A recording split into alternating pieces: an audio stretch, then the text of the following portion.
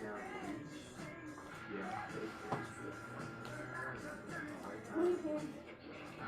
are you?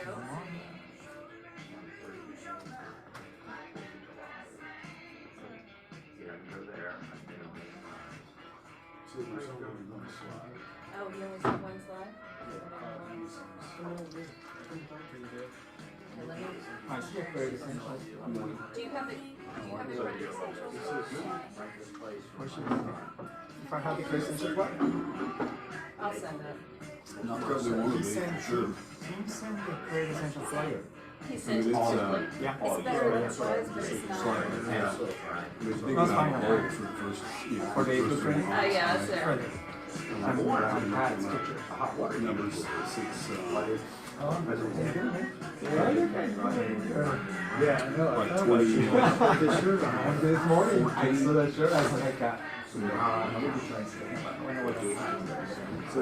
Do we all approve of the 2016 numbers. Well, that's what I thought at first, but I knew, I can see 26 in the newspaper. It's Steve Congress. So I was like, Virginia Pool.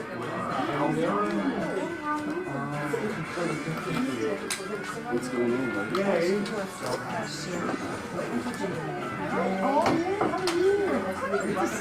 Thank you so much. Thank you.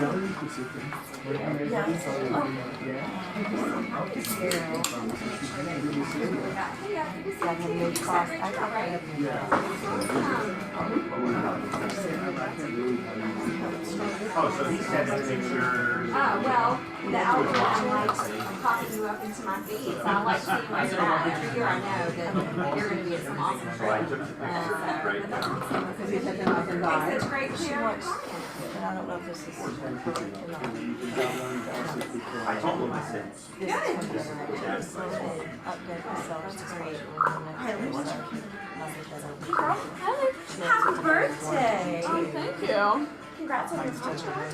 he's a good Thank kid. you, I'm so excited. These are Yeah. had to have Walton High School still? No. So, Oh, we still have them. Okay. So this is a go and show from a while ago.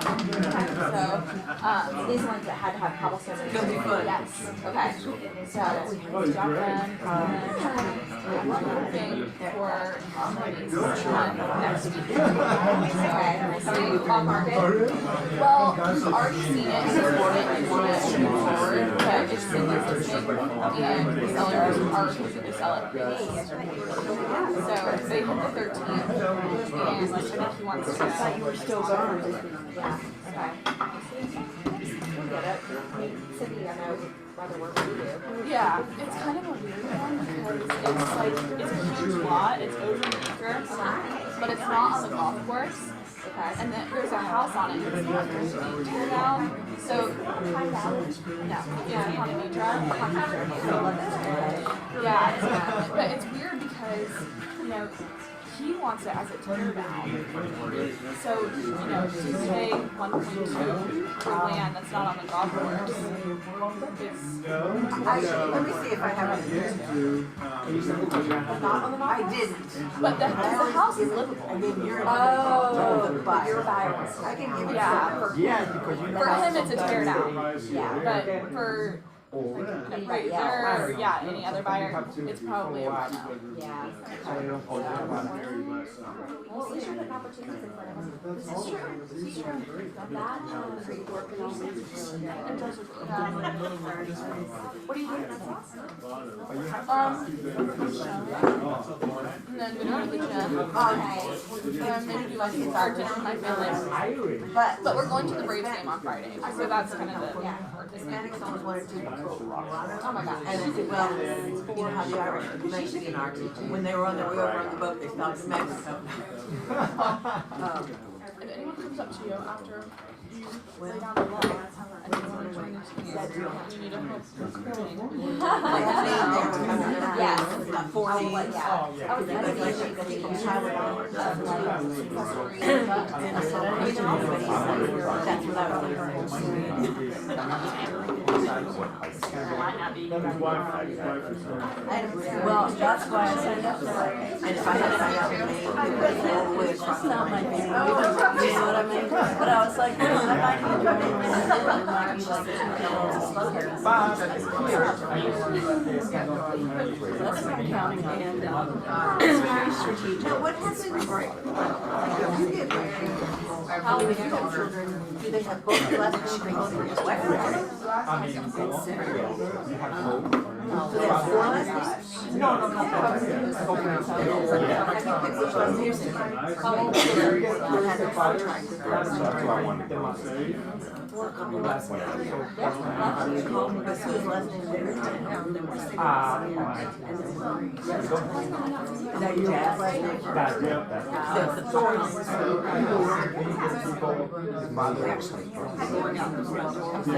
He'll have father's last name. My wife and dad's.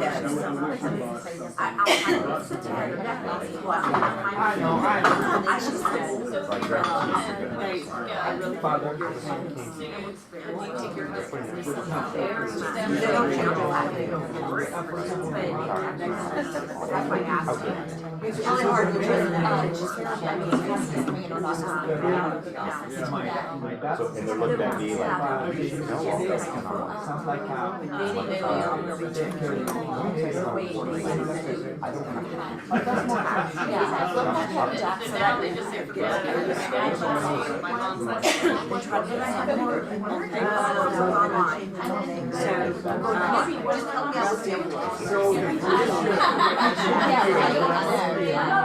I can do it in 30 seconds.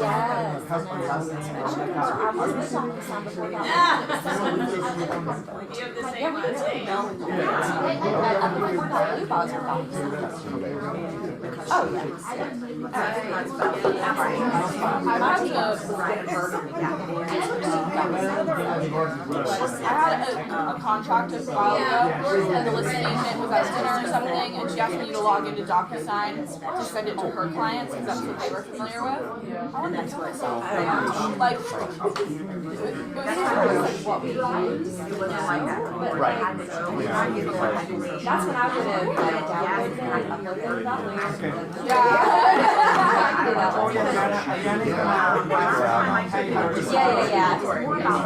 Yeah. Maybe Like I did.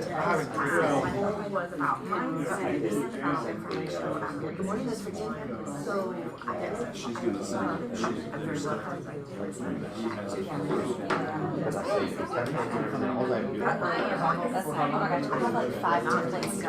Something like 2019. Well, Haley's probably, I mean, I know I have done that, like I've read. if I don't have yeah.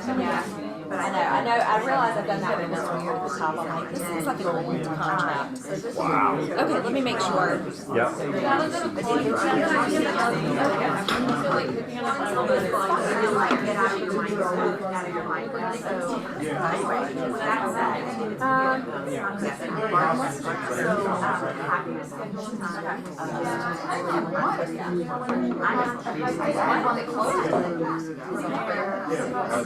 That's my whole thing for it. I'm towards the end. It's a beach. Very roads, right? So people would be like, we have a condo, we have on top of Walmart. So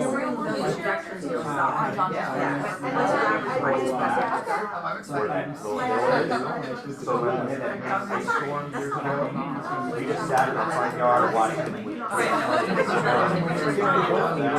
And we had to walk out to Publix for like 2 seconds. we are, Nancy, Parker, is across the street. Do we have an I liked it. We talked about it, it reminded me. So it's interesting, because we almost, but then he said he was flipping houses in the mid-hundreds. So I said, you really have to start with the land. They wanted to Covington Bridge, I wanted to be on the water, so I kept looking. There was one on Pond Lane, and then it was Page Morgan's listing, and then there was one in Timber Lakes. I'm like, because the kids were already out of school. So what happened was right when they were getting ready to go, somebody in the office, I got to do one back. No, I had to make the decision. I was going to just lock the line. That one when you come in the front, right before you get to the ponds on each side. The one on the right there, the new house, that's my buddy. Right, so I didn't know what this was. Which one's so blue? Josh Nelson. I don't know if you don't. It's on the right, it's on the I think right, right before, like if you go through the woods, it is.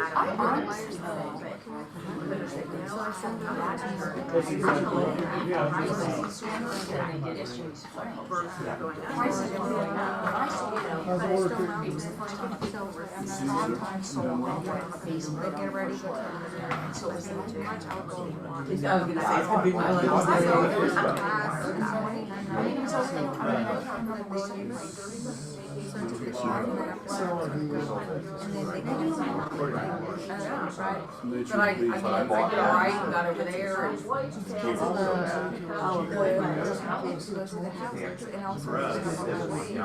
So where'd you meet to go last?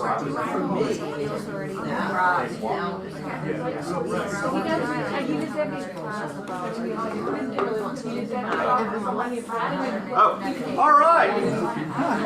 We have to start. Kimberly's telling me we need to start team meeting. So unfortunately, you guys get me today because Jim is on his way to Universal Studios with his grandson, and so I am here to lead the meeting today. So anything good? Does anyone have any good news? Killers usually go, that's good. That's good. We have It's a Kelly spring break. here today. Oh gosh. That's good news. Any good news? Spring break, spring break. Spring break, we're here. okay? Writing your first contract.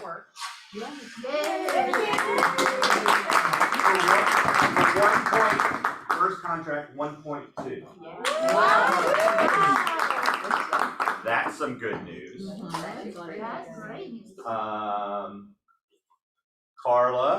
Carla's new about 2-3 weeks, and she made some phone calls and has someone is thinking about listing their home. She was cold calling through around one of events listings, right? So picking up that phone does work. It works. Okay. It's Jordan's birthday today. That's right, Jordan's birthday. So when you're Jordan's age, do we say she's older or do we say she's younger? Usually when it's women, I think always she's say, still trying to be older, like, Yeah, at that yeah. age. I think once you get 25, you're like, just it you wanna stays at stay. 25 or Mhm. 30, whatever, right? All right. Next. Our partners. I don't know who's up today. Is it Supreme Day? Yeah. It is. Good morning, Kilauea. I know we don't have the biggest group, but gosh, we got Wilford Wren, Kelly Allen, the Shara team. We've got a huge amount of production in this room. Probably 20% of the office, right? Almost. That says a lot. Anyway, are we playing the video first? Oh, is that a video? I think it's just a picture. It's just a picture. All right, so next week, while it's, Yeah, go ahead, I'll talk about credit. okay, next week, Pat Flood is gonna be, guest speaker. Pat was, awarded CEO of the Year for the last 3 years. Supreme Lending has been, Supreme Lending Southeast, the organization that he runs, has been ranked the #1 place to work for that size company category by both the Atlanta Business Chronicle and the Atlanta Journal-Constitution. So why would you all care about that? Well, your customers are gonna have a happy processor, right, when they talk to them. We got happy underwriters, which underwrite files better. So if everybody's happy, they're gonna be happy, right? And they're gonna do better work, they're gonna be more productive, they're gonna treat customers better. And people aren't leaving in the middle of a loan and dropping a file so it doesn't close for 2 more weeks, right? So anyway, that's the benefit of being the best place to work. Go ahead. Okay, so April 20th, we've got a lunch and learn. This is really important. So we all talked about how the loan level price adjustments have changed, and now credit score is more important than ever. Formerly, if you had a 740 credit score, you had the best rate, and now they've changed that to 780. So everyone can benefit from improving their credit. And how does that happen, and why is that important for a realtor to know? Well, it increases your client's buying power, and that's going to help you close more deals. So we are having a special credit essentials with Lisa Meyer. She's worked in credit for 30 years. She knows the ins and outs. She also was a loan officer, so she kind of worked both sides of the business. And she's going to be just doing a live lunch and learn. The time on this sheet is actually incorrect. We're starting at 11:30, and she's going to be here from 12 to 1. So we'll have a light lunch or a heavy lunch, I don't know. And then we're going to have Lisa speak and do some Q&A. And so bring your questions about credit and maybe some things that your clients have asked for. An example of this is one of the agents here, back in September, we started working with a client for 97 credit score. We are not a credit report company, okay? But we assist the clients on what they can do in order to improve. So by December, January, he increased to 597. We could do a loan with 580, okay, and above. But we knew that if he goes over 620, the pricing is gonna be even better for him. So he kept working on that, and we were under contract, or we are under contract since last week, okay? How much? 450. Bad. So that's what Credit Essential does. So give you some information, keep you updated on what the clients can do in order to have more business. How long did you work with you all to get that? Since September 2022. But the key right here is the client. Because we talk to the clients and we tell them, work on this, work on that. Some clients are like, this client did it. First time home buyer, good income, stable job. He has everything by the credit. So he worked on that, and we were the guys and agent here. Stella Sauce in the department. So it works even with, I had a client that in December had a 485. By the end of January, it was 607. We did 100% down payment. Yeah, that was mine. That was, they killed, I didn't think these people, they were in one of my rentals, and we had to get them out. And I was like, Jeff, do you think we can get them alone? He's like, I don't know. Within 3 weeks, we got them up and they bought 100%. Wow. Yeah, that's crazy. It's a great program. It's also a great program for somebody with the 720, because they're gonna save, if they would get them to a 780 or higher, they're gonna save thousands in closing costs because they're doing level price adjustment. And 720 is a great score, right? But they're still gonna save a lot of money. It's a great program. So what time is it on April 20th? 11:30. I sent out an email, and we'll do it again. We're gonna, we have a link to that as well. We'll keep letting you guys know. I made some calls yesterday. I'm trying to go down the roster. Put it on Facebook as well. Yep. I think the important thing about that, guys, is that when you talk to your clients and your client says, oh, I've got great credit, and they just, that's it, and you're usually like, oh, cool, they got great credit. Great credit is 720, 740, that's great. But what they're saying is the difference between good and great, right? And if you can get them to great based on the guidelines, they're gonna save a lot. Okay, but I reasons to start with Supreme. Why? Because we have also the rescue loans program, and we're gonna work with one of the agents here that was working with another lender, and now it's being denied by the other lender. So it's closing on the 20th. I'm working on check on that and close it. But the idea is that you start with us to avoid those type of inconvenience with the other type of lenders. So there are 5 reasons why to start with Supreme.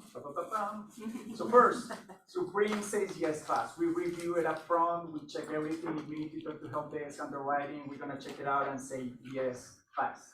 When we say yes, it's because it's yes. Don't go like, oh, okay, we'll see. No, We have the experience to do that, right? Especially this guy.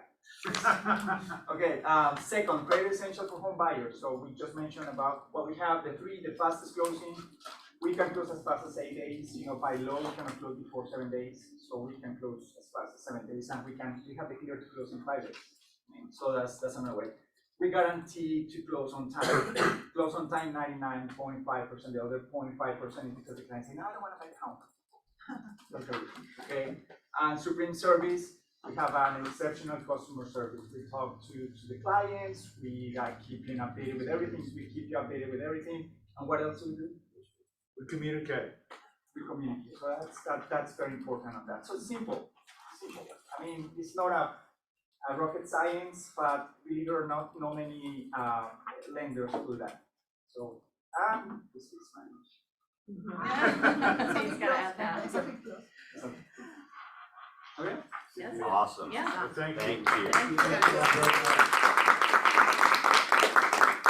Next, I want to call up my favorite warranty person. And so Carrie, I say this all the time. She is the hardest working person in real estate.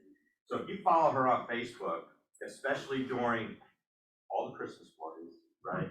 And then all the awards and everything like that, she's at everything. So she is what I think is the #1 affiliate that is in this business. So, Carrie?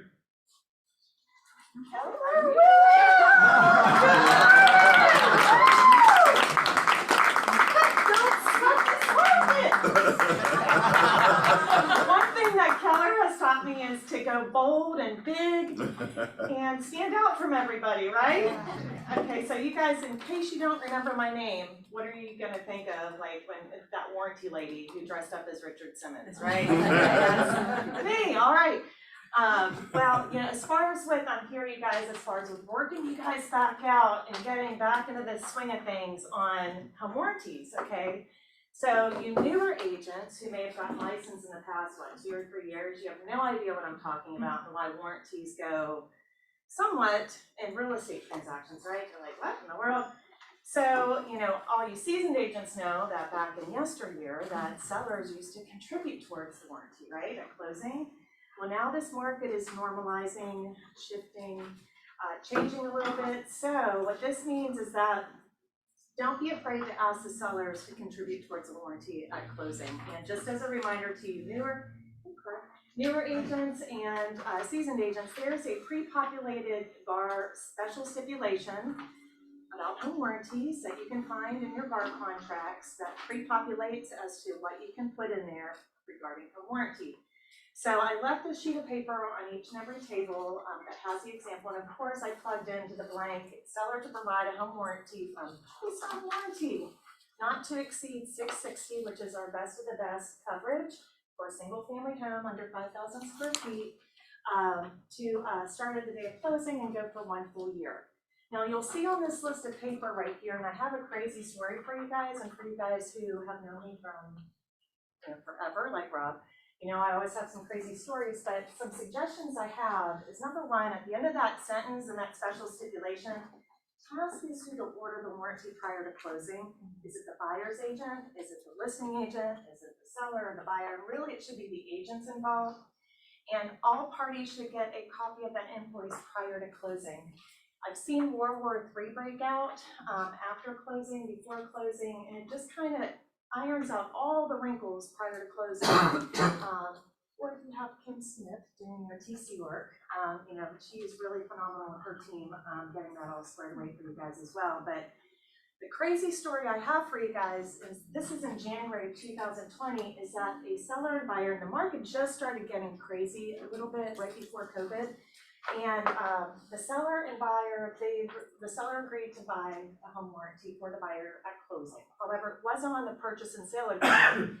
It was on a separate amendment that was written up after everything was signed, after the due diligence. So that was signed off on, and that was again January when it's freezing cold outside, right? Well, fast forward to April of 2020. The first time it turned 80 degrees, the buyer, the new homeowner, turned on their AC, or at least attempted to. the AC didn't turn on and it wasn't working. Ah, that's a shocker. Guess what? This buyer, new homeowner, was like, oh, I have a home warranty that the seller provided me, and I have a brochure in my closing packet. They called the 888 number, which it was Choice, and lo and behold, they call the 888. The guy goes, or the rep goes, what is your address? Property owner said 123 Crazy Street. And they're like, we don't have 123 Crazy Street in our system. Well, on this brochure, my sticker was on the front. So the next phone call that the homeowner made was me saying, hey, we had a Choice Home warranty from the seller at closing in January. I just tried placing a claim because my AC is not working. That guy that I talked to said I'm not in your system. Like, oh, no worries. This happens a lot, you guys. So I've been through this conversation before. I'm like, what's your address? 123 Crazy Street, punched it in, nothing. Okay, it's not in our system. So my next question to this homeowner was like, well, who is your agent? Okay, so Brenda was my agent. I'm just using this as an example. Brenda's my agent. Okay, so all right, I'll call Brenda. I'll call you right back. Ring, ring. Hey, Brenda, it's Carrie. Mr. Joshua just called me from 123 Banana Street or Crazy Street, and he's trying to place a claim and saying he has a Choice Home warranty. I have him in the system. By chance, was another home warranty ordered for closing? Nope, it was Choice. It's on this amendment. I just pulled it up and I was like, do you have a confirmation of the order? Because really it's not in our system. Not that it's fine, I'm gonna take it off of you and put it on somebody else. It's like, okay, well, looking through all the contract, it's on this amendment. Calling the attorney never received the amendment. It's not on the closing disclosure form. We got a homeowner with a pre-existing known condition now. Not knowing what's wrong with the AC. So, rock in a hard place is where I'm at right now. So, to fast forward this story and why I'm telling you guys is that as we are getting back into a normal market and sellers are contributing, it's part of your real estate transaction, number one, make sure the order is placed prior to closing, as far as with making sure at the closing table that it's on the closing disclosure form. Also, one other step that's listed on there is that when you're at the closing table, to make sure and ask the closing attorney, you can ask for a copy of the check at closing. Stick that in your file just to prove that payment is being sent in the mail to us or the home warranty company, just in case that is ever debated, because sometimes closing attorneys are, Thomas isn't Brown, I never have any issues with. However, there are some other attorneys that it is just repetitive that they don't send in the payment. And then people don't, their policy isn't active, it creates chaos. So making it a smoother situation for you, so you're not being reeled back into the transaction after you close because you're working with other clients. Those are some preventative suggestions I have. Really this worst case scenario of this story I'm telling you, it really could have been bad with the agents being sued, the brokerages being sued, if by chance that $12,000 heat pump needed to be replaced. Like it was pre-existing, like it's not covered. So I wasn't able to help if it was that major of an ordeal. However, best case scenario, what happened was it was a small capacitor. I was able to help, that's an importance for you newer agents to have relationships with your representatives. We are here to be of service to you and your clients. And again, taking that liability off of your shoulders, these are some suggestions I have for you. If I could ever help or be of assistance, let me know. But I'm so grateful for being here and seeing you guys face to face. And thank you for putting up with my shenanigans. Any questions? That's the best part. Who wants to do a fun little game real quick? Yeah. And I won't make you stand up here and do aerobics with me, but if you guys could get your phones out real quick. And Rob, I may need you because I didn't bring my glasses. All right, go to your text message app. Go to your little, like you're gonna send a text message and type your name. And then at top, everybody type their name in, and then I'll give you the number to type in at the top. Everyone good? Okay? Ready to type this number in? 770-570-7544. And you're gonna win not only an Amazon e-gift card, I also got some mad libs here. Richard Simmons. Yes. Nice. All right, so you scroll and pick one. Can we I send can't it? see without my glasses. I just picked one. Say that name, I can't. read. Jordan Rush, Thank you guys for the helping me. birthday girl. It's the birthday. Thank you. Happy birthday. Thank you. Thank you, Thank you Carrie. guys. Moral of the story is Oh, Mary. Carrie and Kim, right? So having leverage in your business is so important because we have so much to do. I remember when Cheever tried to talk me into, or he did talk me into getting into real estate. As a lender, I said, there is no way I'm gonna become a realtor. I've been dealing with realtors for 20 years. They gotta deal with everybody. At least when I'm the lender, it's my rules, my gold, right? So get the leverage in because you have so many moving pieces. I don't care how good you are, that's a simple little thing that gets dropped, so. Okay, who wants to pick one? Gina? I would say communication. Communication. If there's open lines of communication and there's full transparency and you've started to build that foundation from the first phone call or first interaction. And just when makes does that things- really come into play? I think it starts at the beginning and it goes all the way to the closing table. That's so true. Open lines of communication. It's the worst when you're dealing with an agent and you're trying to get information or have a phone call with them on something that's super simple. And then it goes in over the whole weekend and your buyer or seller is going crazy. You're like, I have an answer. And, we're in an immediate society today where everyone wants something like now. So, awesome. Group coaching. So Lisa, Yes, you're gonna do this, I am. working with your database. You wanna tell us anything about it? Just keeping up with who you know and adding people to it and how to systematically stay in touch with them. So, And hopefully discussion too. yeah, so Lisa and Mary, so when I walk by their office all the time, the doors are shut, right? And they're in there, they're on their phone, so I tell newer agents all the time, if you're in this office, just walk around, right? And, you see people or you don't see people, there's a reason. They're here, they're working. I mean, Brenda's a great example, she's up here in the corner, so a lot of people don't see, I'm like, she is on the phone. I mean, I had a conversation with her, I came up, we had a problem on a deal, and she's on the phone, she's like, and then she pulls me out of her office for us to talk, so her staff could still be on the phone, right? So, I mean, she does a lot of business. She could have just, hey, all right, let's talk and everything. She was like, boom, boom, boom, right? So be on the phone and be in touch with your database. Awesome. How to find leads and convert. Okay.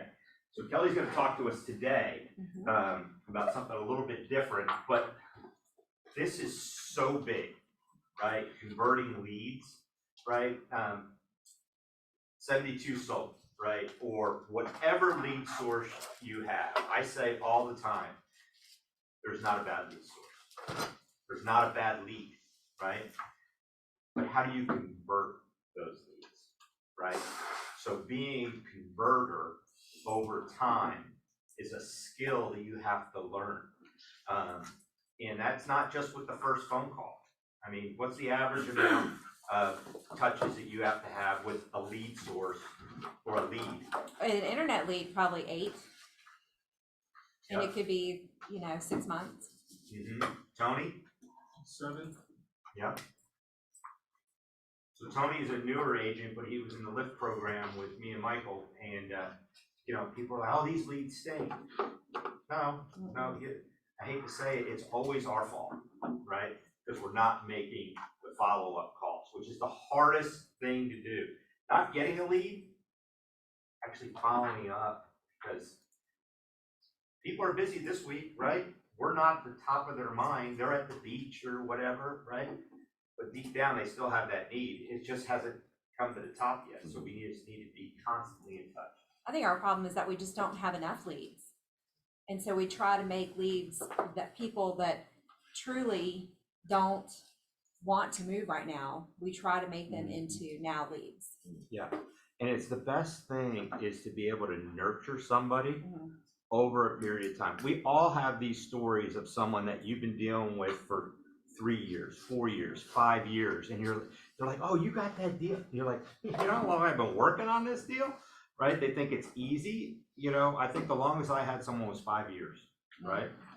But then after that 5 years, I got 3 deals, right? He had 2 condos he wanted to sell so he could buy his new house. It was worth the wait. So, awesome. Command happy hour. I am not the best at command, I will tell you that right now. And so Kevin Jackson is the top person for this, right? So if you have questions on how to use command, that's important. We have another thing that's coming out. So we had the big push for 201, right? To get everything in there. So everyone gets everything in there, like, oh, all right, we hit it, we're good. Now what do you do with it, right? So got an email yesterday. Region is putting out a training on how to use smart plans and everything to implement it. It's a 1-day training. It's going to be awesome. So we got your leads in there, and now how do we start working with them? So that's coming up. Backup contracts. I get this call all the time. Well, we were backup. Really? Tell me about that. Well, I talked to the other agent about it, you know, and she said we'd be the backup.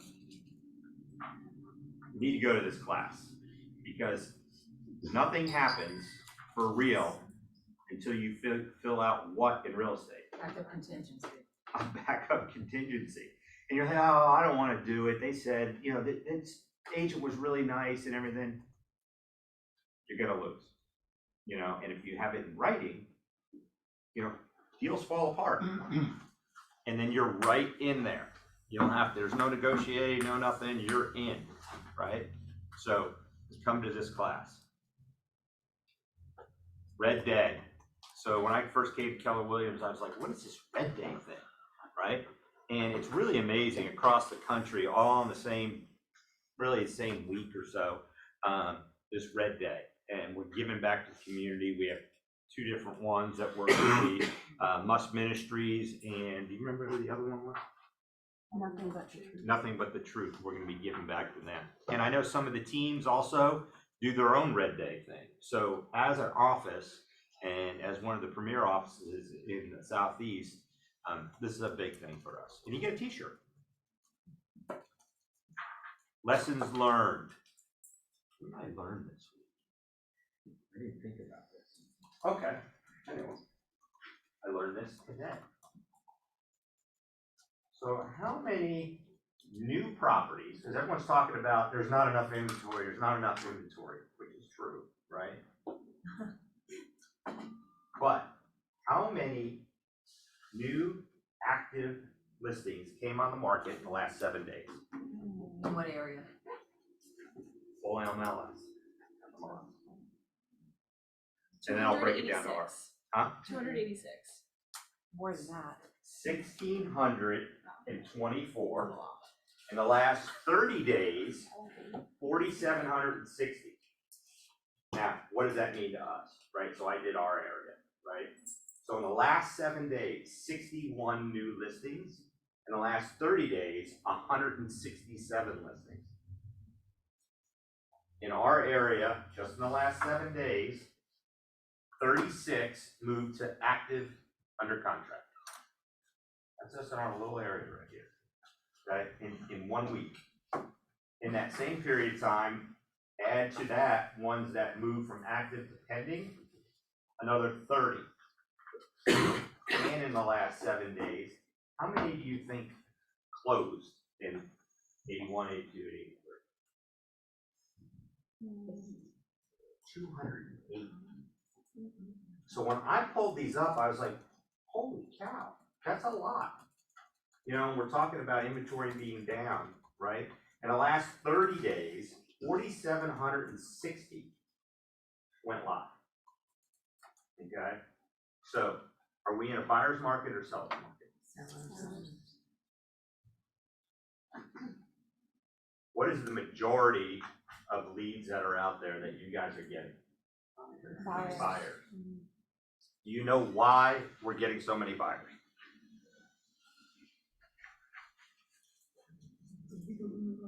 I think they know that the market has normalized.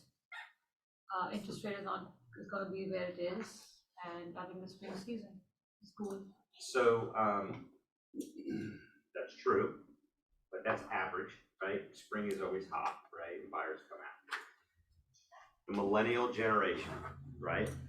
Not a millennial, but there you go. The millennial generation is the biggest pot of people turning 33 years old ever. And that's the average age of a first-time buyer, right? It's, I mean, on the chart, they are off the charts, right? So these people that are leaving their parents' homes, right, need to go somewhere else, and there's just not enough roofs for these people. So this is not gonna go away. It's gonna be around for a little while. So we need to work really hard on these listings. And we're gonna talk about it today, of these people that are saying no, right? And they're saying no because they're getting their information from where? Yeah. They're not getting the truth. They need to hear the story from us. So that's my lesson. So before we have Kelly come up, an award came in. No. Yes. So I don't know how many years in a row, right? But I know it's multiple. That Kelly Allen and her team, MREA. Does everyone know what this means? Who can tell? Clark. Millionaire real estate agent. Millionaire real estate agent. So they did $1 million or more. I know probably more. So I'd like to present this to Kelly. And Jordan. Yeah, actually, we take her picture real quick. Yes. I can't because I left my phone on Somebody- because I'm trying to be What where was my it, the feet phone on are. here, right? Okay, yeah, here. On her birthday. I want to Could it go there? No, it's fine. Hold be on. stand on the chair.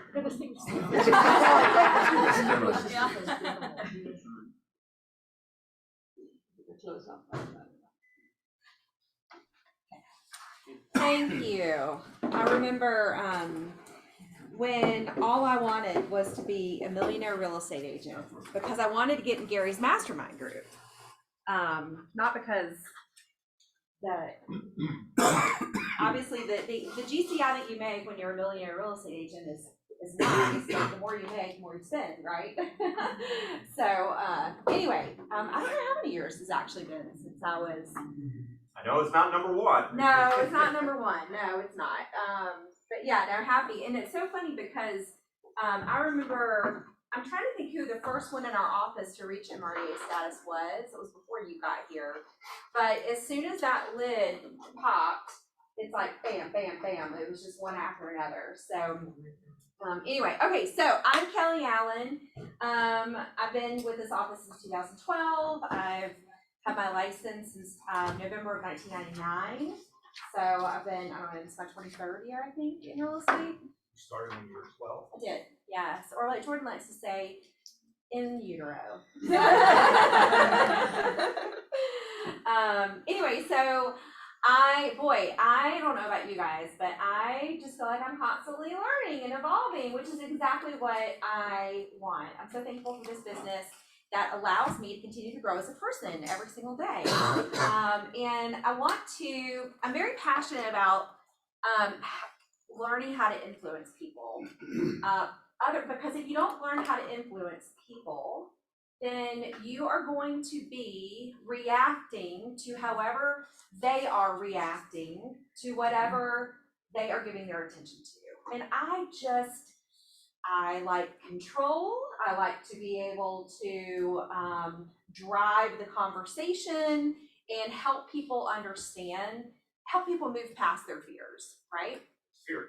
Yeah. So I wrote down a quote And the art of influencing people without irritating them is the most profitable skill you can learn. Napoleon Hill said that. I just love that. Without irritating. The art of influencing people without irritating them is the most profitable skill that you can learn. So we have to, first of all, get to where people are. Where are they right now? What do people think right now? What do people think right now? Interest rates are high. They think whatever's on the news, whatever the news is saying. Yeah, so we've got interest rates. Are they high, low, falling, rising? The market is going to crash. Okay. We're going to have a bad economy. Mhm. If I sell my house, I'm Go gonna to lose the my crash. low interest rate. So we better not Say that and save again, our Kim? money. If I sell my house, I'm gonna lose my low interest rate. Yes, ooh, that's big right now, yes. Is that a fact? Yes. Yes. Yes. It It is, is what it yeah, is. yeah, it is what it is, yeah. Well, what we're gonna talk about today is what is the pain of their situation? And is the pain of their situation greater than the fear they have in the market? Or the pain they have in moving in this market? Okay. All right, so I know this is kind of hard to see, but where are people's stress levels right now? Through the roof. Through the freaking roof. Cortisol. Cortisol is high right now. Guys, and here's why it's high. So I just did a quick Google search yesterday of what people were Googling about real estate over the last 7 days. Here's what I got. Will real estate prices go down? When real estate prices are expected to decrease? How real estate agents make money? Why, I can't even read that. Why real estate is a bad investment. Oh my God. Right? Home sales spike in February as median price drops for the first time in decades. That was for like a hot second. That was for like a day. More home sellers are sitting out of the spring housing market. Weak housing demand is bumping against supply constraints. Guys, this is just all over the last 7 days in the news. So this year is the first year in a few years that the media is working against you.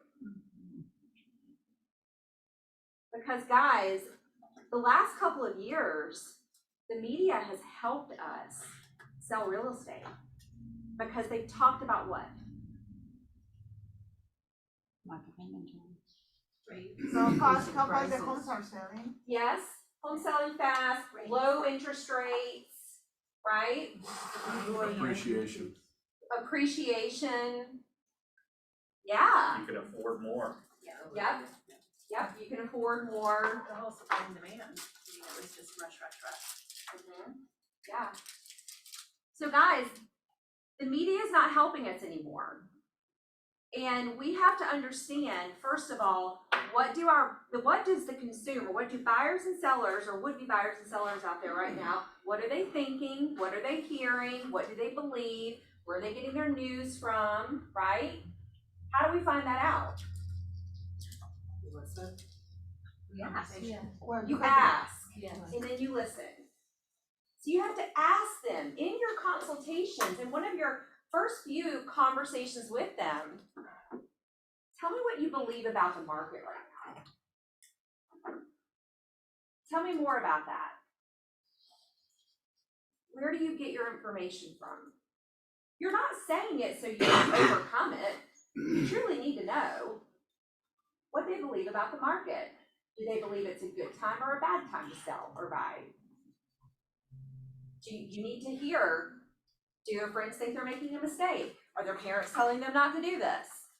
You got to hear all that, not to overcome it, so you can put yourself where they're at, okay? All right, so people won't do what makes sense until it feels right. What do you think this means? Buying or selling is emotional on some level. Emotion drives motion. Mm-hmm. They want Follow the law. certainty. They want certainty. Mm-hmm. Are they going to get certainty? what they If feel like. their why is, if you go I was talking to a younger agent this morning, it's like, oh, they want to downsize. Well, that's not enough. What is it about downsizing that's gonna do for you? How is that gonna make you feel? What will that allow you and your wife to be able to do? Yeah. So it's not downsizing, it's those You're right, feels. you're right. If the opportunity outweighs the fear, or the chance, the vision versus the fear. Yeah. And listen, guys, human beings, we all do this. We respond to high cortisol levels in one of three ways. Does everybody remember what that is? We fight, we, yes, or freeze. Somebody said it. I was gonna say. I'm a freezer. Yeah, oh, I do, that's fear. Yeah, yeah, for sure, that's the point. So guys, you can talk logic to them all day long, but until they feel, even your highest C, your highest D, until they feel it's the right thing to do, they won't do it. Even if you know that they have a huge why, a big, fat, painful why, and a very negative future if they don't move. We're just wired that way as human beings. Another fun fact, you know that the average IQ for humans actually went down for the first time in recorded history. Why do you think that is? COVID. Stress. So my son is normal. We're finally getting down to your level. Yeah. Video games. No, it's COVID. It's All of those things, iPhones. we don't think. Humans aren't giving themselves space to think as much anymore. So guys, if you want to influence people, you have to get them to think. You might be asking them questions that they have not spent any time thinking about, but you have to do it, okay? All right, so Kimberly, that's so on point. Thank you. It's like you're reading my mind up here. All right, guys, will you hit the lights one more time? Thanks. All right, so here's what you got. Here's the consumer. You've spoken with them. They've got two choices. Move now, wait to move, okay? Here's what's influencing them. Their past, their beliefs, the media, their lack of thinking, their assumptions, what they see on social media, their feelings, right? This is you. You are going to be their consultant, and you're asking them the questions that's going to help pull them into wait, which a lot of people need to be here. Okay, we'll talk about that in the class on Thursday about how we are trying to make the unmotivated the motivated. Stop. Stop doing that. Okay? Or move now. And we're going to do that through a series of questions. Because questions get people to do what? Think. Yep, that's right. So some of the questions, I forgot what's on the next slide. Okay, yeah, go back. Thank you. So some of the questions that we ask, and Jordan might want to, she can jump in if I'm going to miss any, is we always start with their motivation and their time frame. Okay? So the motivation question is as simple as, tell me what's got you thinking about making a move. This could be an internet lead, this could be somebody that you meet in an open house, this could be a referral that somebody sends you. Tell me what's got you thinking about making a move. What would somebody, who's working with somebody right now that? My lease is coming up. Lease is coming up, okay. You know how I feel about that one. This is, in the past 2 years, this has probably been the reason why people move. This is the one you've got to dig into the most, because this can be the weakest pain point that you can come across. And we get a ton of we talk to a ton of these people who say they want to move because they're tired of renting. And just like Rob said, okay, so this is paper. So renting. Okay, great. Tell me why you want to stop renting. What's important about not renting anymore? What might somebody say? I want to invest in my house. Okay, got it. I want to own. Okay. God, did I love that. You want to own real estate. Escalating rent. Okay, I don't know, we're just asking them. Yeah, so let's just say that they go with, because we hear this a lot. I don't know, we just want to own. We want to buy. We don't want to throw our money away and rent anymore. Awesome. So what that looks like for you. Okay, so now you're getting them to think, okay? So what might they say? We're building equity. Yeah. You know, usually start with, I don't know. I mean, we're just like, they'll start throwing out terms that they hear. I mean, we're just like throwing away our money, right? We're paying somebody else's mortgage. Making our landlord rate. All these like key phrases that we've all heard. Got it. You know, I love that you think that. I can tell that you take your finances seriously and you're really interested in building wealth. That's great. Let's fast forward a year from now. Nothing changes. Tell me what that looks like for you. Now, that question, now you're getting into pain. How painful is their situation? So guys, they're either gonna say, I mean, let's renew our lease if we can't find it. Well, first they'll usually say, what do you mean? Well, you know, I mean, if nothing changes, let's say we're, you know, talking a year from now and, you know, you're still in the home that you rent and you haven't bought anything. Tell me what that's done or hasn't done for you. Well, I mean, it would suck, I guess, but, you know, I mean, we'll be fine. We'll just renew the lease. And it's only gonna be an extra $100. It's probably not worth moving. Yeah, and guys, some rent's not even going up anymore. Right, now it's starting to come down. It's now cheaper to rent than it is to buy. Last year, we were able to say, we had, again, the media helping us and what was extenuating circumstances. I mean, it was easy to move into home ownership because it was so expensive to rent. It's not anymore. So guys, my point in this is you have to go deep to get to their pain, because if somebody tells me, I mean, we'll just extend, it's not that big of a deal. You know. So Kelly, I had this conversation with, he's a great friend, he's a golf pro, right? So his income is he's not gonna make $200,000 a year. He's a golf pro, he makes $80,000 to $90,000 a year, loves it. And he kept pushing it off, because he's scared. So I finally put it in writing. I said, here's the deal. Here's the house you were looking at, right? And then I went back 5 years and I got that same house, right? It was $150,000 difference, right? I said, there is no way on God's green earth that you could save $1,478 a month out of your W-2 to create that type of wealth for you, right? So then it was a real house that's on the market now and what it was, and I said, you can't screw this up. Now, if it's a 1 year or 2 year, we don't know. But over 5 years, it keeps going up. Finally, he says, I get it. I said, I'm not trying to I don't care when you buy a house, but you're taking this time that's costing you money. And he didn't put the two together. So that's where the pain came in.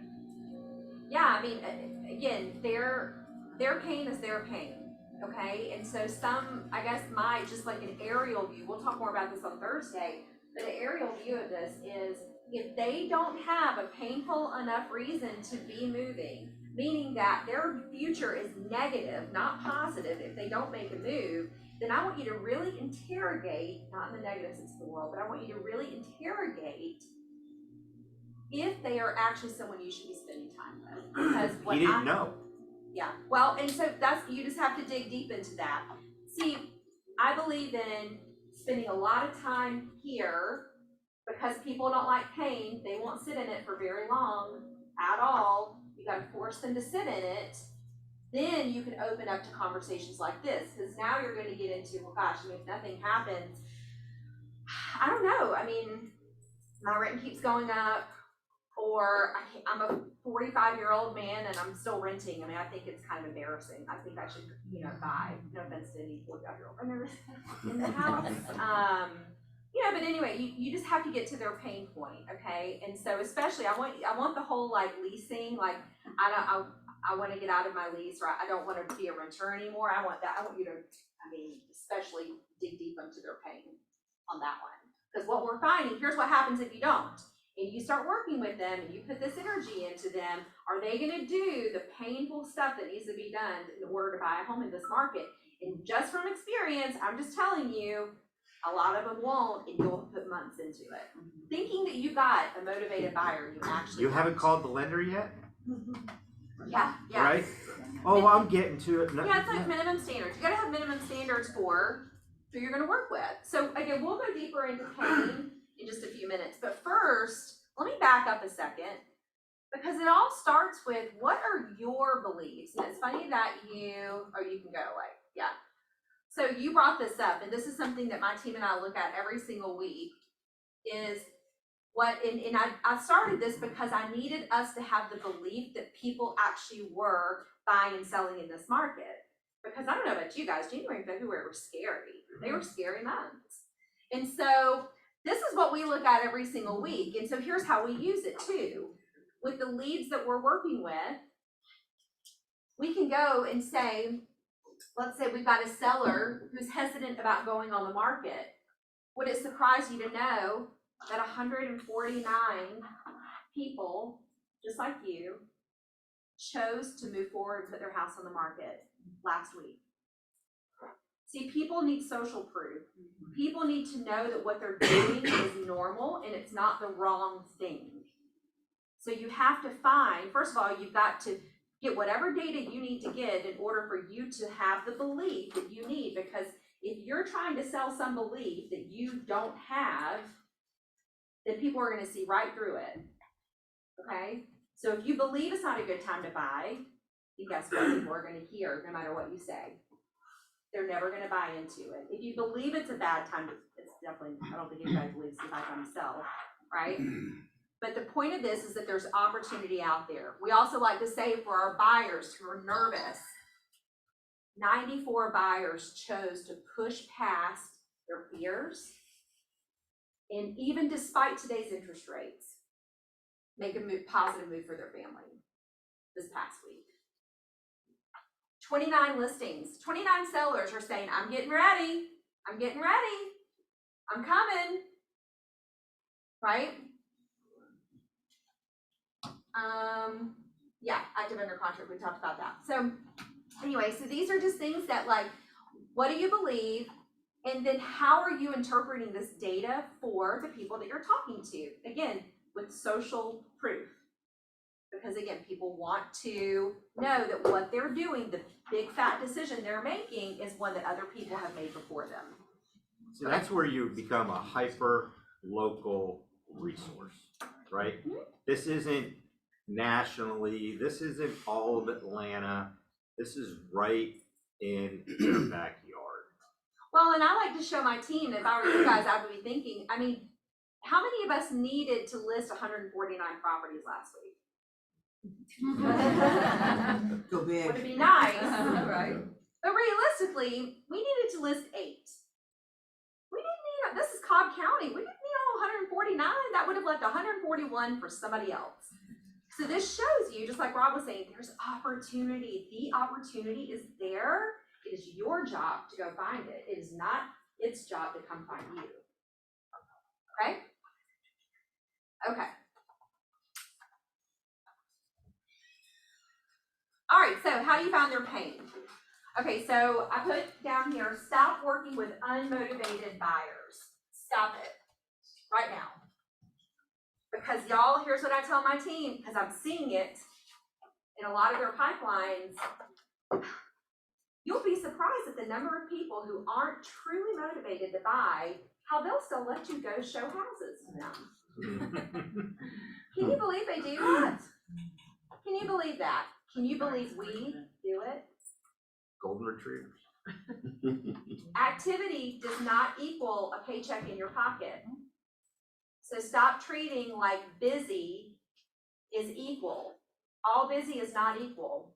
And if you're spending your time with someone who's, gosh, if I can just show them one more, if I can find the house for them, they'll move if I can find what they're looking for, right? They'll move. I mean, they make plenty of money. No, they haven't talked to the lender yet, but they will. I mean, I know they're fine. Okay, got it. So here's basically the 4 parts to finding people's pain. Start with facts. What's got you interested in moving? You want to know the facts. So my lease is up. We're having a baby. My father passed away. This is the house he lived in for 30 years. We're getting divorced. 1 out of 3 divorces will have to sell their house. Okay? Great. So now you go into feelings. So by the way, this is where most people stop and they go to options. You don't get to do that before you do this. Feelings. Gosh, how do you feel about that? If you know they're a high C, you might say, what are your thoughts around that? Get them to talk, get them to think. You might have to say, got it. So I'm hearing that this is kind of stressful for you. Tell me more about that. I don't want you to move past any of these until you go 2 or 3 deep. And go deeper by just saying, tell me more about that. Interesting. What are your thoughts around that? Can you elaborate? Can you explain more? I'm hearing this. I want to make sure I have this right. Can you speak more to that? All right, so now you have their facts. Now you have their feelings, happy, sad, pain. If nothing changed moving forward, what would that mean for you? Oh. Guys, be okay if they say, nah, I mean, it'd be okay. It's fine. We'll just add on. We'll just stay. We'll just extend our lease. I mean, it's just, if the right home comes available, but if not, that's okay. Now, that could be a smokescreen too. So you need to dig into that because some people are at this when you're talking to them, so you got to get past that. So if somebody, like what might be an answer? If nothing changed moving forward, what would that mean for you? Is it worth spending your time with that buyer? You're not going to do it. Yeah, but so let's just say they say, well, I mean, gosh, I guess we're just gonna, this is somebody I'm working with right now, determining if we're gonna work together. I mean, we'll just have to, I guess, expand the house. We weren't expecting the twins. So now we've got 4 kids, no basement. I mean, it would be tight. Gosh, and John's parents, they're getting older. They've already had 1 health scare. They're eventually gonna have to move in. I mean, if we don't find it, we'll just expand on it. Okay, got it. You know what? That's an option. I say that all the time. That's an option. Walk me through what that would look like to go through a renovation or go through an expansion with 4 kids. I'm not teeing them up for, I know it sounds like I'm trying to tee them up for, oh, it would suck. But no, I'm really tell me what that looks like for you. Have you thought about the reality of moving versus expanding? Let's walk through the pros and cons of each. Okay, let's fast forward a year from now, you expanded. What does that look like for you? Well, we still wouldn't have the basement, but I mean, we'd have that extra bathroom that we need. Well, John's parents would still have to deal with stairs, but Okay, let's look at the other side. A year from now, we're sitting here and you've moved into a home that has a basement. It has space for John's parents. It's got space for all 4 kids and you, by the way. What do you think that looks like for you guys? So as I'm asking these, all I'm doing is asking questions, but now I'm putting them into a positive future or a negative future. I'm getting them to sit in their current their current present. Is it negative? Is it positive? Okay, so I'm just getting them to move back and forth from negative to positive, positive to negative, okay? Now, here's where you close for the appointment or the follow-up. You know, I'm just thinking that you've got a couple of really good options. I mean, could we get together this week and just maybe take a few minutes to explore both those options and see what they really look like on paper? Would that make sense? Okay. Now, if they give you a, well, I don't know, we're not quite ready, you know, for that. Okay, got it. Tell me more about that. Tell me more about, you mentioned your time frame is this. Tell me more about not being ready to meet now. We talk about your options. So guys, you're just constantly moving around here. So I want you to like print this out, have it in front of you to remind yourself to slow down in these conversations and make sure that you focus on each one of these and continue to move around until you get a follow-up or an appointment. Okay? So what Kelly just did here, and I don't know how many people take it serious when you do especially right now, a buyer consultation. So a lot of us do a buyer consultation to get the BBA signed, right? This is gold because people will tell you, like I think there's a saying that says, you treat people how you want to be treated, right?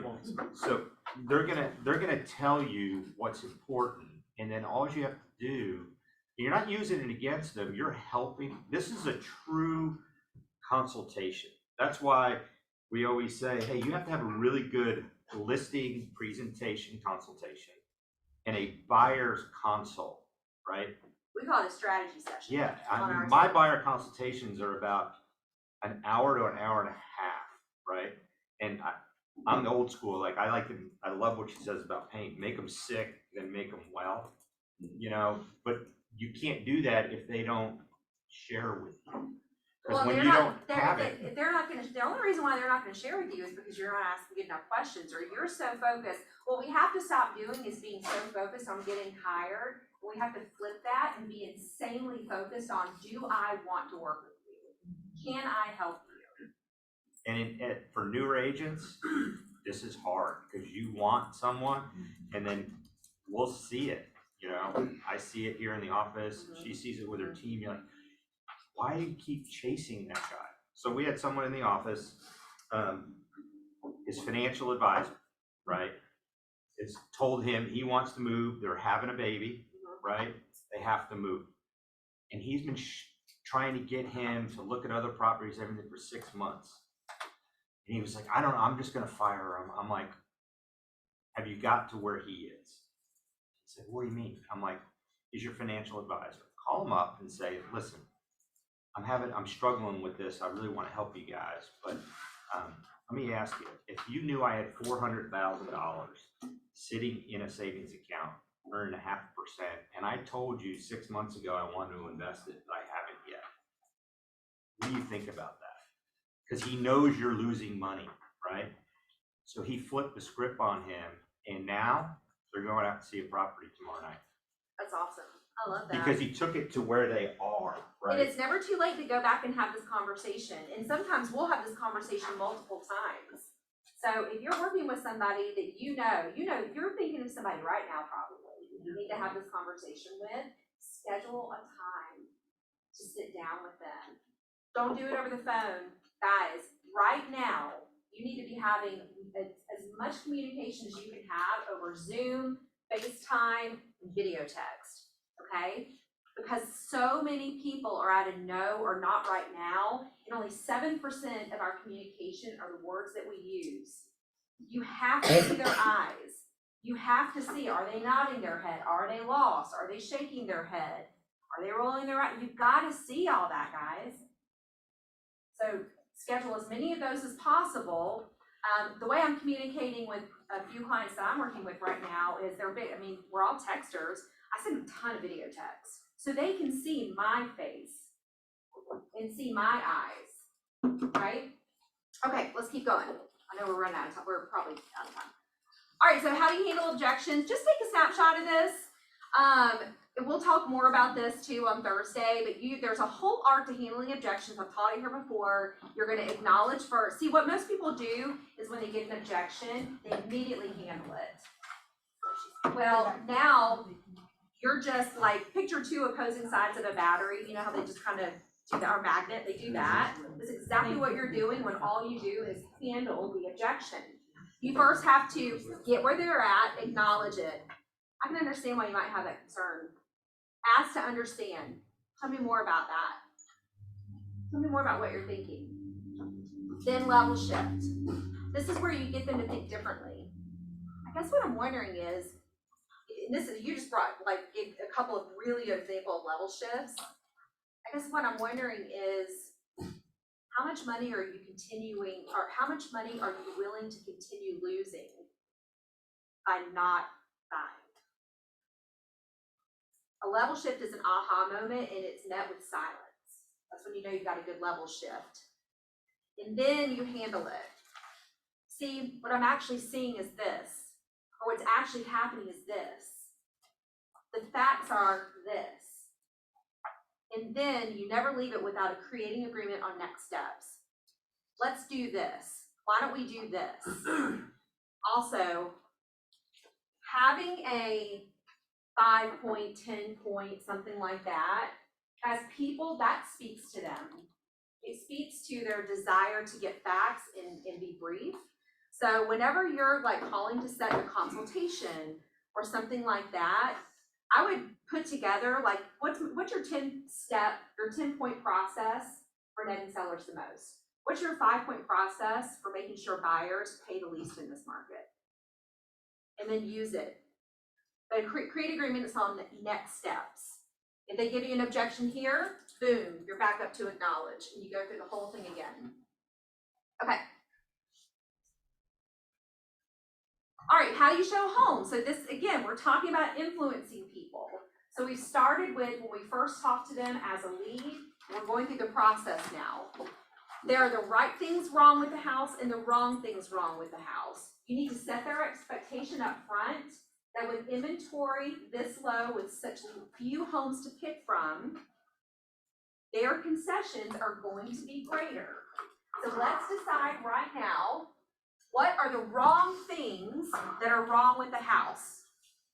And what are the right things that are wrong? So what do I mean by that? A wrong thing wrong might be if it doesn't have a basement. It's a deal breaker. Gotta have a basement, right? The right thing wrong is an updated kitchen. I'm just throwing out, right? Because as human beings, we go into homes and we look for what's wrong, right? You have to get them to open up to what could be right, okay? Another thing that we do on the team is this triangle. And so going ahead and setting their expectations up front and then continuing to bring this out. Okay, so Mr. Buyer, you tell me that you want to be at 450 and you really want to be in Pope, Walton, or Lassiter. Got it. I'm sorry, Pope, Walton, or Lassiter, and you want it to be move-in ready. Awesome. Let me ask you this, and I wouldn't do this in the consultation.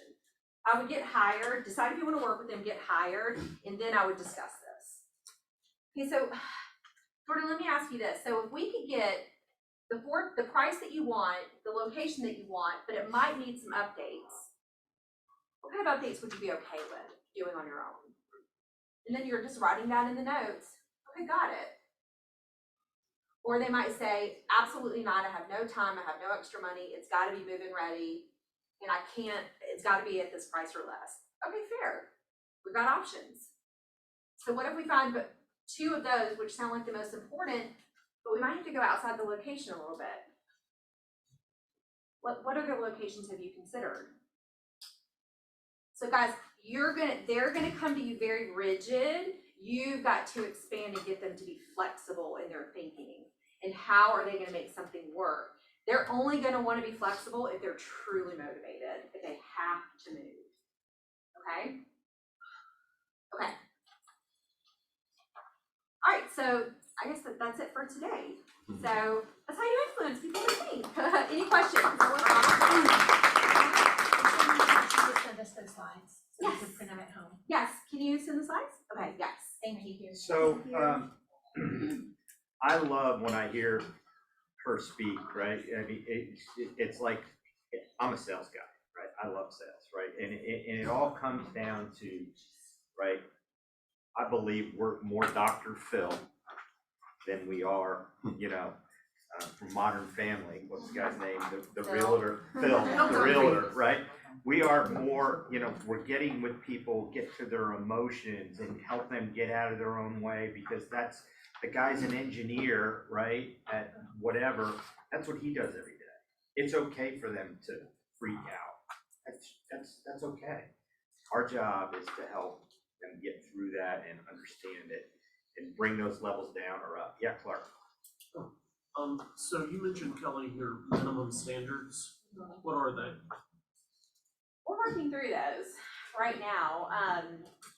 We're determining right now if a minimum standard for even getting with one of my agents is to be pre-approved from our ISAs. It's been a big debate on our team.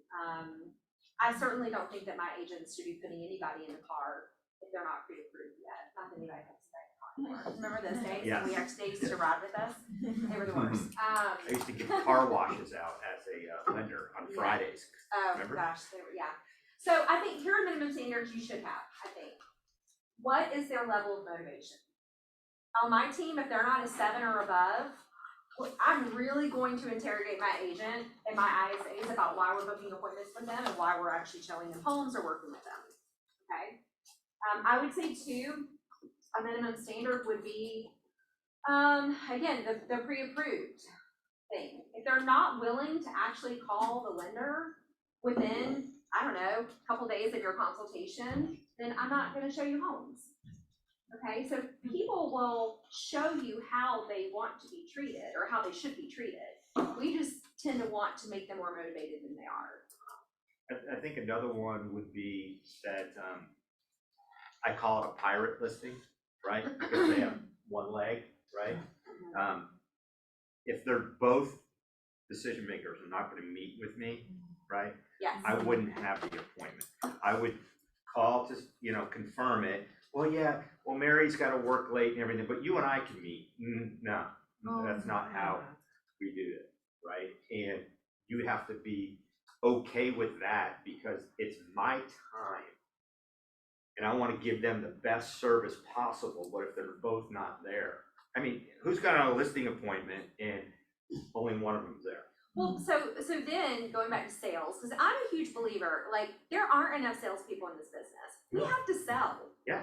And if we, I know I've just gotten a house, gotten real estate, so we like to look at houses and stuff like that. But guys, you've got to be a salesperson. So now I get to go sell that seller on why it's more of a benefit to them to wait than it is for me.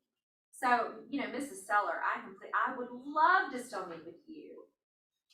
Here's why I think it's only gonna frustrate you. Because we're gonna have a great conversation. We're gonna cover a lot of data. And we're gonna cover a lot of steps. And then your husband is gonna come home and he's gonna ask you a bunch of questions. And maybe there are things we didn't even talk about. Maybe there are things that you can't quite remember what I said. See, what I'm saying is, I would rather save you the time and frustration, and let's just plan to get together when he's available. What does that look like for you? Would tomorrow be better? Would maybe 7 o'clock tonight work better for you guys? Or would Saturday at 2 be better? So you just have to sell it. I love that. That's what I love about this. Yeah, I mean, because if you don't think you're a salesperson, wait until you get the inspection, right? Yeah, I mean, well, Okay. how are you winning offers if you're not a salesperson? Like, you just have to sell your client's position, right? That's what's so fun about it. That's what makes the people who are great salespeople rise so far ahead above everybody else, because there are so many people in this business that just don't. And for the last few sales. years, we took orders, right? Yeah. We really did. I mean, if you look at, you guys had Zillow, we had Zillow, right? And it was just boom, boom, boom, boom, right? Because there was a lot of properties out there too, right? And you just took orders, and if they didn't buy it, you just got another one, your phone would ring. Those have all gone down. So when you get someone of quality, man, you've got to either make it or drive a stake through their heart, twist it, and move on to the next one. Yeah. Yes. Kelly, how would you answer the question? You're meeting this person and as a result, they agreed to sell and to buy with you. At the end of the day, when they identify the house that they want to move to, because they don't want to move twice. Okay. So we need to buy, and then in the process of buying, we can be ready to sell. So you find a house, and they start thinking, questioning decision to sell the property. They're able to buy without selling, but the question is, should I sell it now, or I will lose my equity, or I will let it sit down and rent it for a year or two and see how it goes? What would you answer the question? Is it better for me to sell it now, or rent for a year or two and sell it? Well, so I would go back to, remind me why you started thinking about selling it in the first place. This is not new news that they've got equity, right? So you gotta go put them back in the shoes that they were in 2 months ago. Tell me what was important to you about selling the house, okay? And then they're gonna say, well, whatever, you know, we didn't wanna own 2 homes, or whatever they might say. Do you know what they might say to that? Yeah. What would they say? They thought that would not be qualified without, or for a new house without selling. Oh, great. Okay, perfect. Okay, They got did. it. All right, well, you know what? So fantastic news. You know, financially, you're in a solid position. I love that. So let's play this out, right? What are the pros and cons of keeping a house and renting it versus selling it out? And so I would just go through, like, tell me what pros you're thinking about. Why would this make sense for you to keep it and rent it? You gotta get in their head and see what they're thinking. There are a lot of pros. Well, we have a really low interest rate. We know that we can make $3,000 a month. Our mortgage is $2,500 a month. We're $500 a month cash flowing. Those are really good, actually, reasons to hold the property if they can, right? Okay, so what else? What else? What else? You're not feeding them any answers. You're just saying, what else? If they ask you, you can certainly, you know, give your advice too. Obviously, we're real estate agents. I mean, we believe in investment properties. We believe in building wealth.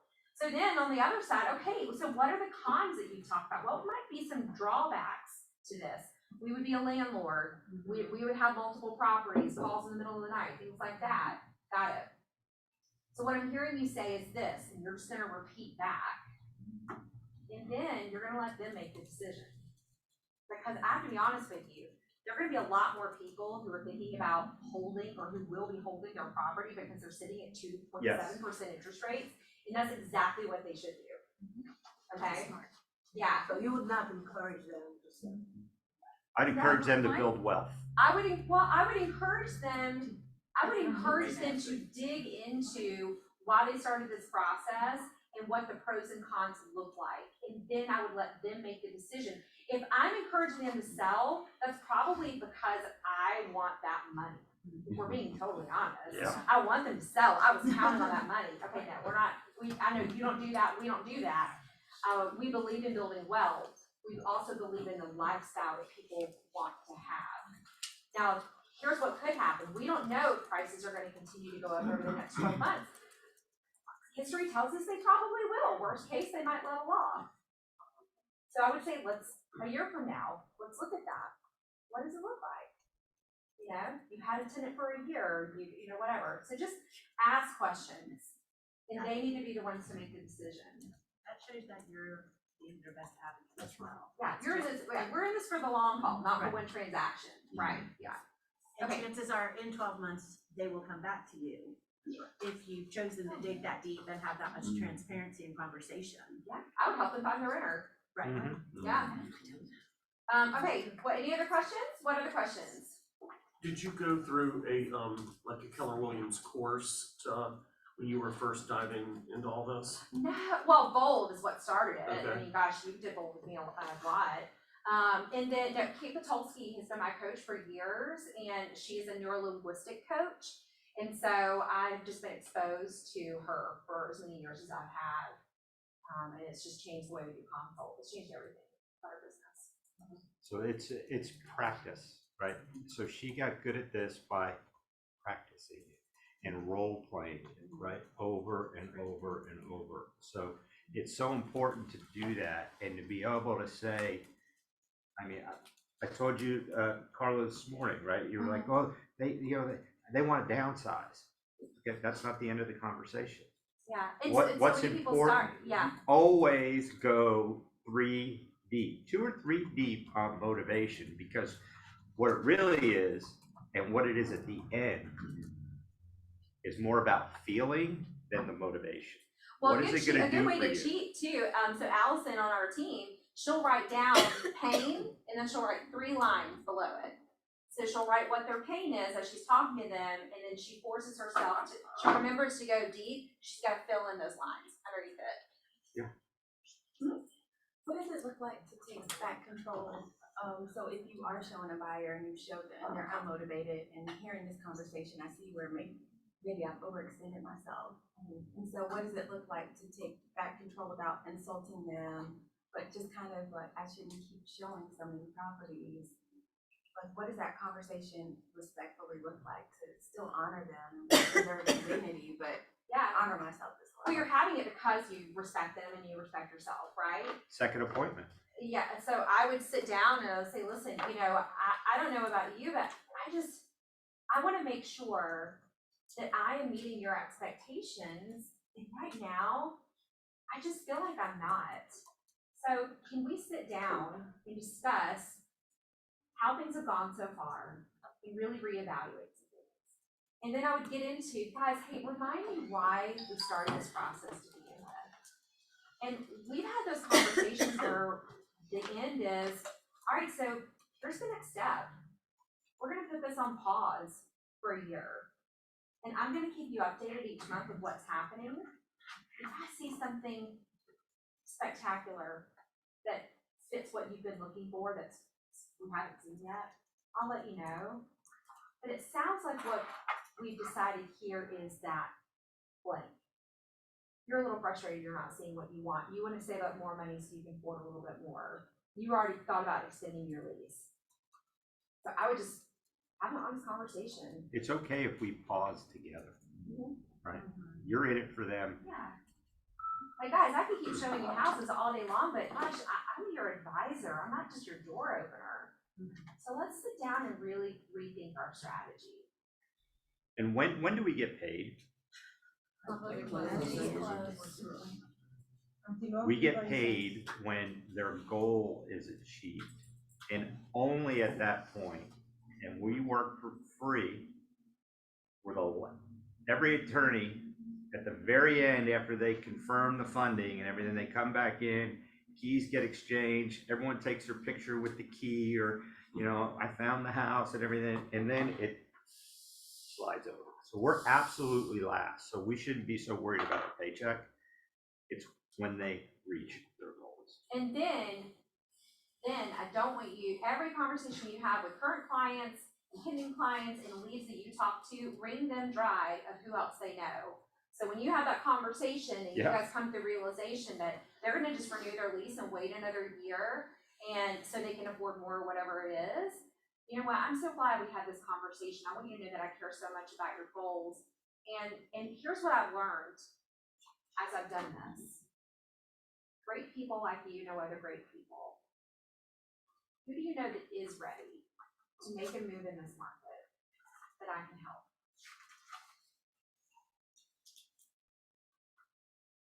Ask everyone that you talk to. your 'Cause past most clients. likely their friends and family are in that same, they're all talking about houses. They're all talking about real estate, Mhm. yeah, exactly. Yeah, we're wringing, I picture like, we're wringing everything dry right now. Who do you know that I need to know? Yes, and if they say, I don't know anybody, got it, who do you know that might know somebody? I mean, just keep going, you don't ask, you don't get it, you know? Awesome. Everybody sign up for Thursday. Yeah, come Thursday. Come on, get a seat. You know, we might as well learn. Thank you, Kelly. Thank you. Kimberly. All right, so, one other thing that I'll ask each one of you to have at the top of your mind is in the transactions you're dealing with right now, that we have the greatest training and the resources in this office, people like Kelly, right, that are able to pour into you. There's other agents that are at other brokerages that don't know the difference between being at this office than any other office. So I would love to talk to any of the other agents that you guys are working with, to help maybe see if we can help them push their career forward. Okay? Thank you.